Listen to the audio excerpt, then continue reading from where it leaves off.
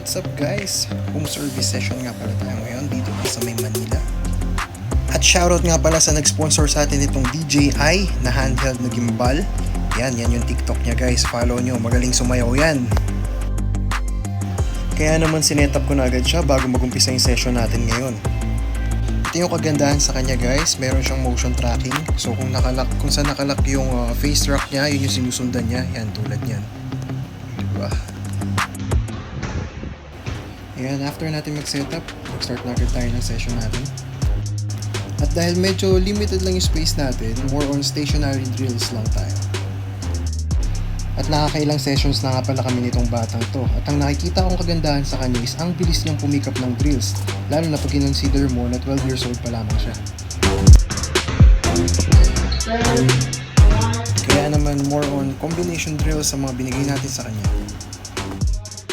Dito medyo awkward pa yung movement niya, pero after ng ilang tweaks lang yun, medyo nag-improve na rin naman na, medyo bumilis yung kanyang galaw.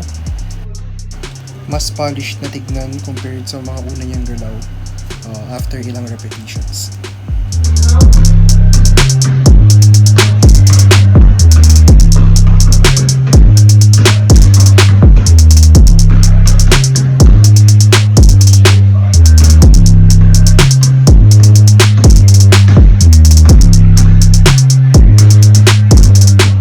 Hindi ko na sinama yung mga ibang clips dahil haba palalo yung video, pero mapapansin nyo dito all out na yung galawan niya kasi nakailang sets na kami ng drills.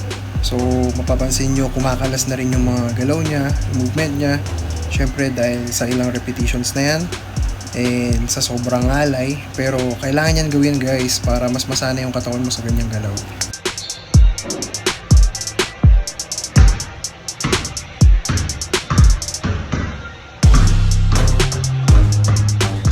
Kaya naman kitang-kita nyo na yung frustration sa mukha niya and sa movement niya. Kitang-kita na sa galawan 30. Pero normal naman yan para sa mga 12 years old na nag-all out sa training. So ayun nga guys, natapos na ang ating 7pm to 9pm na session natin. At tayo pauwi na. Yan, time check tayo. 9:13pm na. Yan, syempre sinong hindi ma-excite umuwi, diba? Lalo na meron ka ng ganyan kakit na baby. Ano naman, sobrang cute. Diba? Nalagaan ng maayos ng wife natin yan. Kiss ko na before maligo. Nalagaan kasi. So yun nga, after natin maligo, syempre kukunin natin yung baby na yan. Tumigil pa to. Yan, best feeling after a tiring day. Ay, mahal mo sila. So yun lang guys, pagka meron kayong kakilala na gusto mag-enroll or kayo mismo, alam nyo na kung saan nyo kontakin, ito lang yan.